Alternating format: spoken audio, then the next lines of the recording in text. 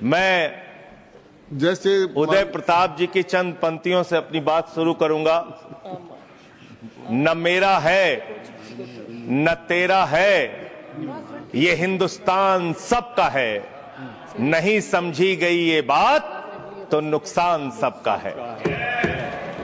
न तेरा है न मेरा है, ये हिंदुस्तान सबका है। नहीं समझी गई ये बात तो नुकसान सबका है।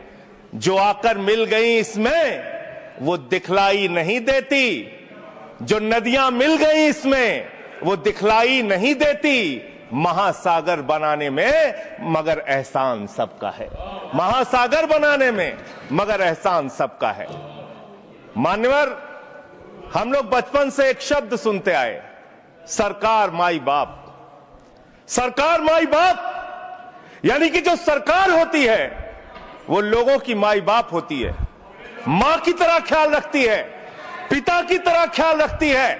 लेकिन अगर कोई सरकार अपने बच्चों को उसका गला घोटने पे उतारू हो जाए तो वो फिर सरकार निष्पक्ष सरकार नहीं है, नहीं है मान्यवर। वो सौतेली मां है, वो सौतेली मां है, उसका व्यवहार सौतेला है। और आज आप जो काम कर रहे हैं इस बिल के माध्यम से, आप बाबा साहब डॉक्टर भीमराव अंबेडकर जी के द्वारा लिखे गए संविधान की हत्या कर रहे हैं। और ये बात मैं इसलिए कह रहा हूं कि बाबा साहब डॉक्टर भीमराव अंबेडकर जी ने संविधान की धारा 26 में लिखा, धार्मिक मामलों के प्रबंधन की स्वतंत्रता, धार्मिक एवं धर्मार्थ उद्देश्यों के लिए संस्थाओं की स्थापना एवं रखरखाव करना, धर्म के मामलों में अपने स्वयं के मामलों का प्रबंधन करना, चल एवं अचल संपत्ति का स्वामित्व एवं अधिग्रहण करना तथा ऐसी संपत्ति का कानून के अनुसार प्रशासन करना। यह अधिकार आपने नहीं दिया, यह अधिकार किसी भारतीय जनता पार्टी के लोगों ने नहीं दिया। यह अधिकार बाबा साहब डॉक्टर भीमराव अंबेडकर जी के द्वारा लिखे गए भारत के संविधान ने दिया मान्यवर। और आप उस संवैधानिक अधिकार को छीन रहे हैं एक गैर संवैधानिक बिल लाके। क्या क्या लिखा इस कानून के अंदर आपने, किस तरीके से आपने इस संविधान की हत्या करने का काम किया।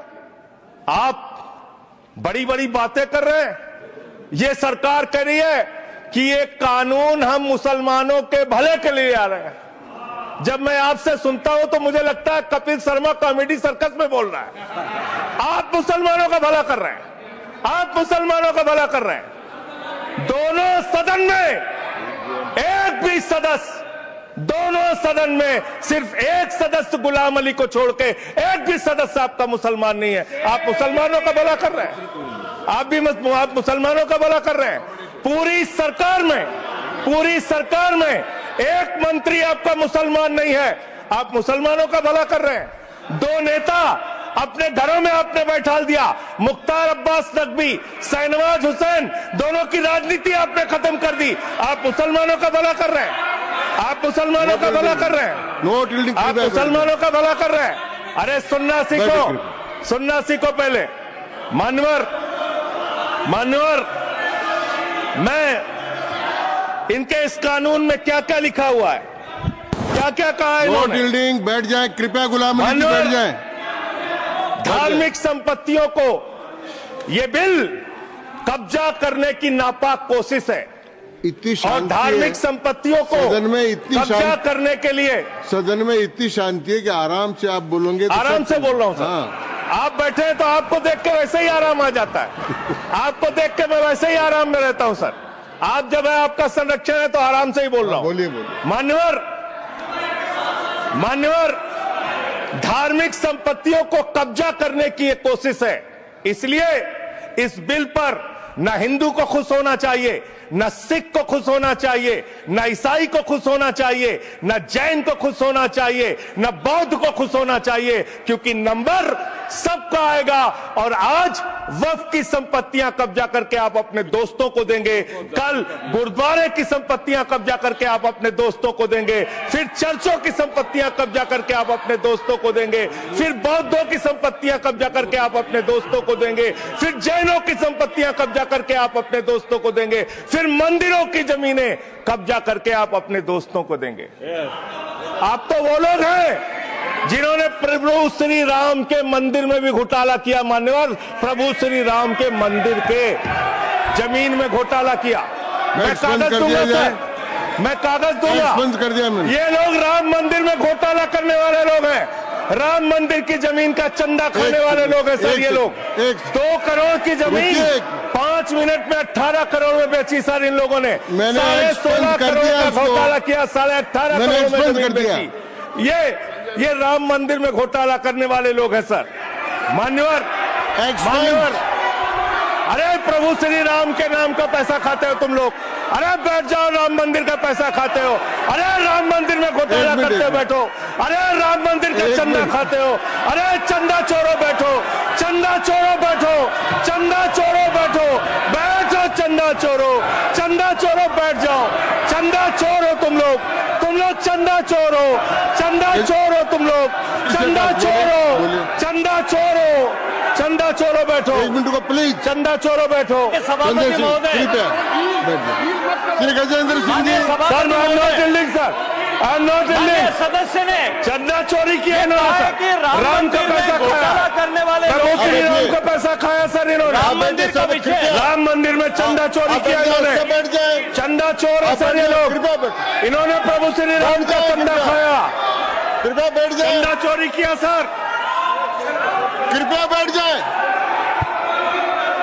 राम मंदिर के संबंध में सर राम मंदिर के संबंध में कहे गए सभी शब्दों को मैं कार्रवाई से निकाल रहा हूँ, कार्रवाई से निकाल दिए। 2 करोड़ की जमीन 18.5 करोड़ में खरीदी इन लोगों ने। 2 करोड़ की जमीन अयोध्या में 18.5 करोड़ में खरीदी। मान्यवर, कृपया मान्यवर, मेरा टाइम बचाया जाए सर। मान्यवर, टाइम पॉज कीजिए सर, टाइम पॉज कीजिए, बैठाइए इनको। Point of order, point of order allow sir. I am not dealing sir. Point of order Bhupendra Yadav, please sit down.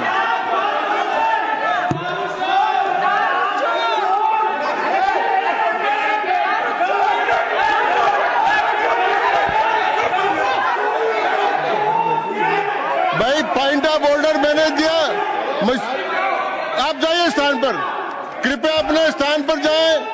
मैंने व्यवस्था का प्रश्न उठाने का मौका दिया भूपेंद्र जी यादव को।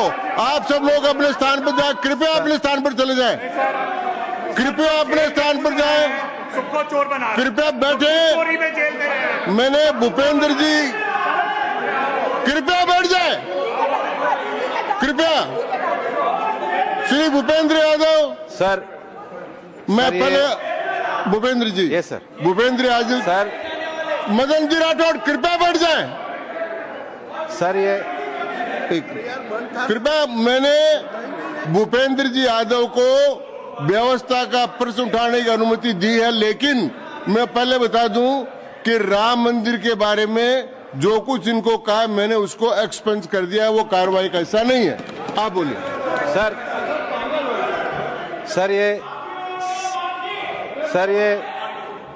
ये सदन का उच्च सदन है। रूल में बता देता हूं, रूल 238 और 240। आप 238 और 240, 238 and 240, you read it sir. There are sir 2 rules है, 238, 240। मेरे को बुक की जरूरत नहीं है। हाउ टू स्पीक, ये 238 है सर। 240 बड़ा इंपॉर्टेंट है जी सर। कोई भी सदस्य अगर इररिलेवेंट बोलता है, अगर तो ये चेयर की पावर है कि उस सदस्य को रोक सकते हैं।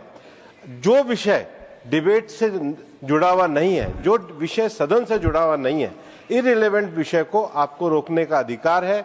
जो सदस्य संजय सिंह जी बोल रहे थे वो इररिलेवेंट है। तीसरा एक और विषय सर, 238 में बोलने के बाद जो असंसदीय शब्द है, किसी भी पार्टी के बारे में, किसी के बारे में जो असंसदीय शब्द है वो बोले गए हैं, तो उसकी भर्त्सना भी हाउस पूरी तरीके से करता है, माननीय हटाता है। माननीय Tiruchi Shiva, Sir, I also stand on the. please, I am allowing Mr. Tiruchi Shiva. I also stand on the same rule, sir. 238 and 240. You didn't quote 238. You remember 240, but 238 you are well versed, I know, but you are not quoted.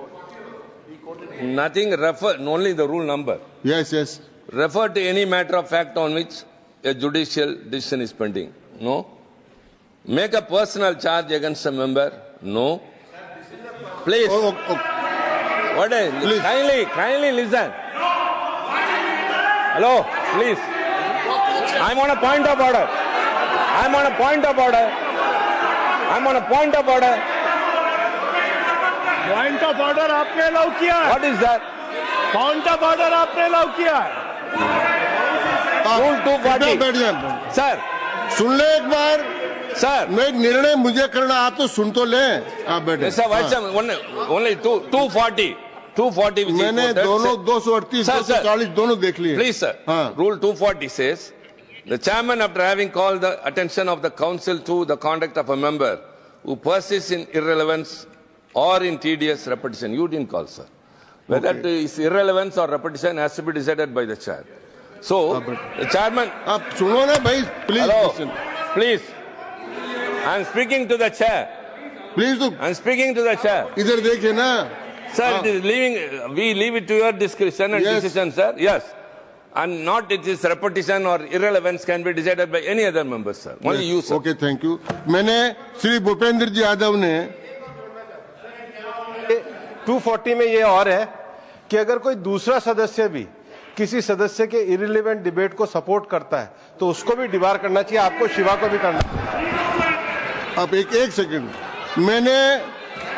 मेरी व्यवस्था यह है कि 238, 240 के अंतर्गत मैंने already जो असंसदीय शब्द थे वो और राम मंदिर के बारे में, क्योंकि ये विधेयकी परव्यू में नहीं आता है, इसलिए मैंने राम मंदिर के बारे में इनके लगाए गए इलेक्शन और असंसदीय शब्दों को कार्रवाई से निकाल दिया। धन्यवाद।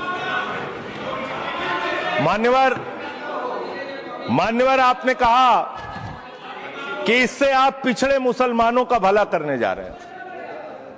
सुनने में बहुत अच्छा लगता है कि आप पिछड़े मुसलमानों का भला करने जा रहे हैं।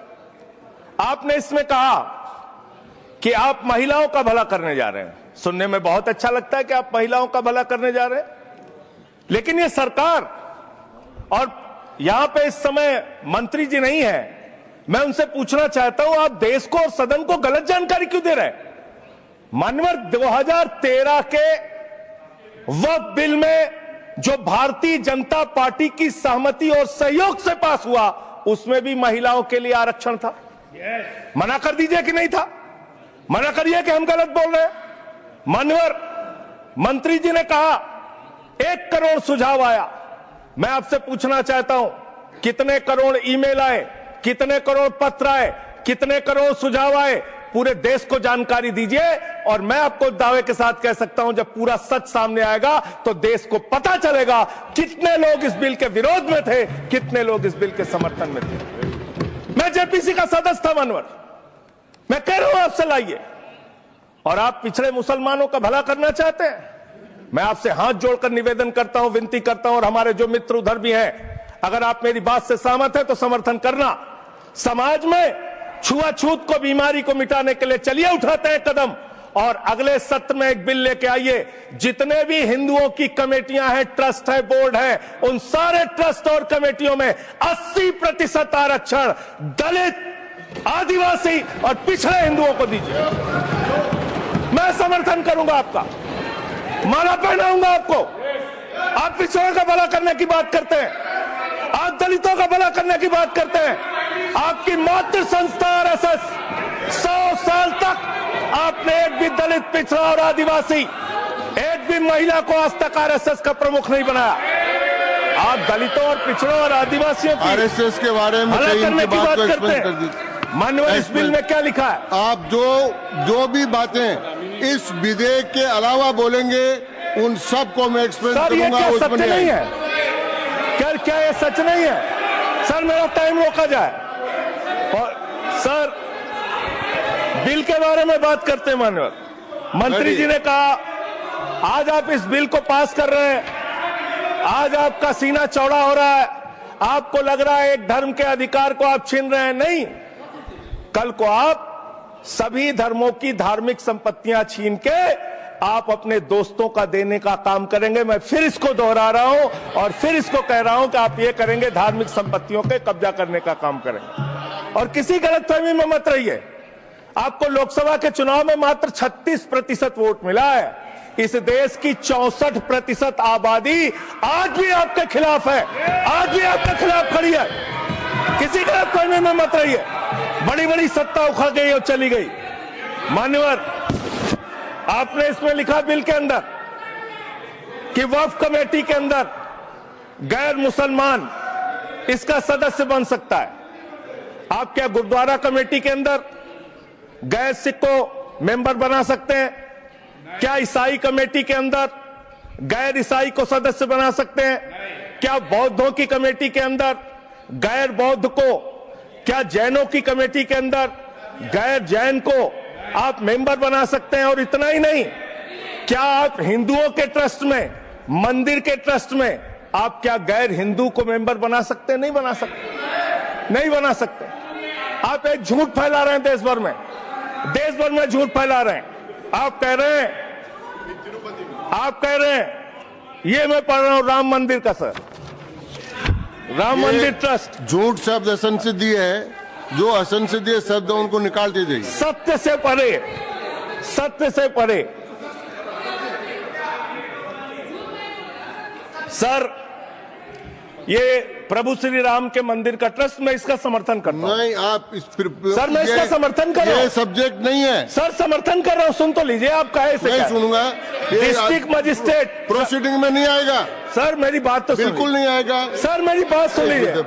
घनश्याम जी प्लीज, चेयरमैन साहब, district magistrate of Ayodhya will be ex officio trustee who will be A practicing Hindu. If the DM is not Hindu, then additional district magistrate will be an ex officio member of the trust. हम इसका समर्थन करते हैं sir. Hindu धर्म के trust में हिंदू को member होना चाहिए, आपने लिखा, हम इसका समर्थन करते हैं। लेकिन आप दूसरे धर्मों के ऊपर कह रहे हैं। कल को आप गुरुद्वारा कमेटियों में कहेंगे सिख नहीं, दूसरे धर्म के लोग इसमें आएंगे।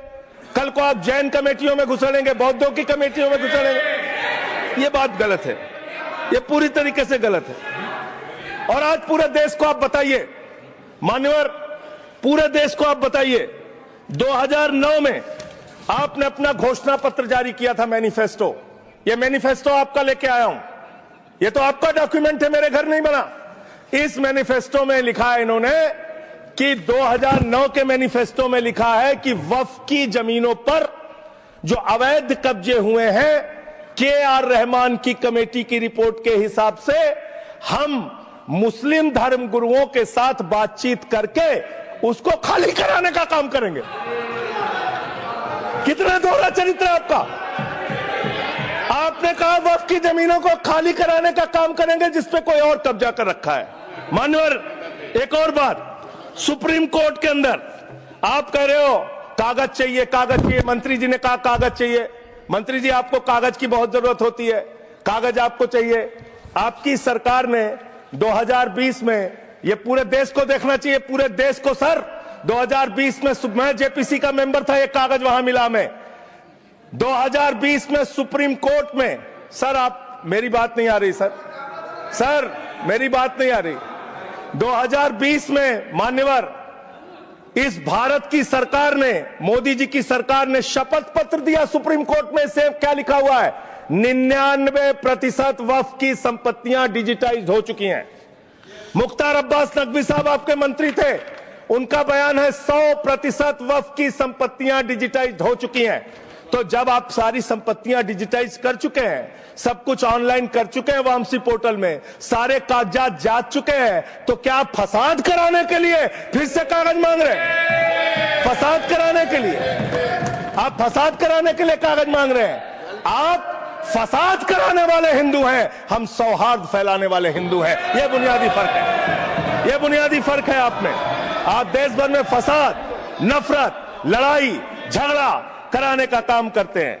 मान्यवर, मैं अंत में आप लोगों से सिर्फ एक ही बात कहना चाहता हूं कि आज सच्चर कमेटी की रिपोर्ट की बात कही गई और कहा गया 12,000 करोड़ की आमदनी हो सकती थी। एक सुझाव मैं पूरे सदन की तरफ से इस सरकार को देना चाहता हूं। 12,000 करोड़ की आमदनी की चिंता है वक्फ की, करोड़ों मुसलमानों की चिंता है आपको। एक अपने दोस्त को पकड़ के लाइए, नीरव मोदी को 20,000 करोड़ वसूलिए, 12,000 करोड़ वक्फ को दीजिए, 8,000 करोड़ अपने पास रखिए। 8,000 करोड़ का आपको मुनाफा होगा, 12,000 करोड़ वक्फ को दे दीजिए, करोड़ों मुसलमानों का भला हो जाएगा। मान्यवर अंतिम बात कह के आपने कहा सच्चर कमेटी की रिपोर्ट से 12,000 करोड़ की आमदनी की बात कही गई है। अर्ध सत्य मत बोलिए, पूरा सत्य बोला कीजिए, सुविधाजनक सत्य मत बोलिए, पूरा सच बोला कीजिए। मंत्री जी, इसमें लिखा हुआ है सच्चर कमेटी की रिपोर्ट में कि भारत की सरकार ने, राज्यों की सरकार ने अलग अलग राज्यों में अलग अलग जगहों पे 365 वक्फ की संपत्तियां कब्जा कर रखी हैं। आप उसके बारे में नहीं बताते, आप अर्ध सत्य बोलते हैं। मैं तो जेपीसी का मेंबर रहा हूं, मुझे सब पता है। तो इसलिए मान्यवर, आप फैला रहे हैं झूठ, ट्रिब्यूनल के फैसले, बस खत्म सर, खत्म। असत्य, सत्य से परे मान्यवर, सत्य से परे मान्यवर। ट्रिब्यूनल के लिए आप कह रहे हैं उसको अपील नहीं की जा सकती। हाई कोर्ट का फैसला ट्रिब्यूनल के फैसले के खिलाफ आया है, सुप्रीम कोर्ट का फैसला ट्रिब्यूनल के फैसले के खिलाफ आया है। आपने कहा 5 साल का प्रैक्टिसिंग मुस्लिम होना चाहिए। कैसे प्रैक्टिसिंग मुस्लिम तय करेंगे सर? आप क्या मुसलमानों के घर में सीसीटीवी का कैमरा लगाएंगे? कौन नमाज पढ़ रहा है, कौन नमाज नहीं पढ़ रहा है, कौन मुसलमान है, कौन मुसलमान नहीं है? आपने मान्यवर ऐसे प्रावधान इसमें रखे हैं जो बड़े अजीब हैं, जो अपने आप में ये बताते हैं कि आपकी मंशा सिर्फ देश में झगड़ा कराने की है, नफरत फैलाने की है, फसाद कराने की है। आपकी मंशा कहीं भी मुसलमानों का या किसी वर्ग का भला करने की नहीं है। बस एक अंतिम बात कह के अपनी बात समाप्त करूंगा। ये काम आपने देश के अंदर बहुत अच्छा शुरू कर दिया।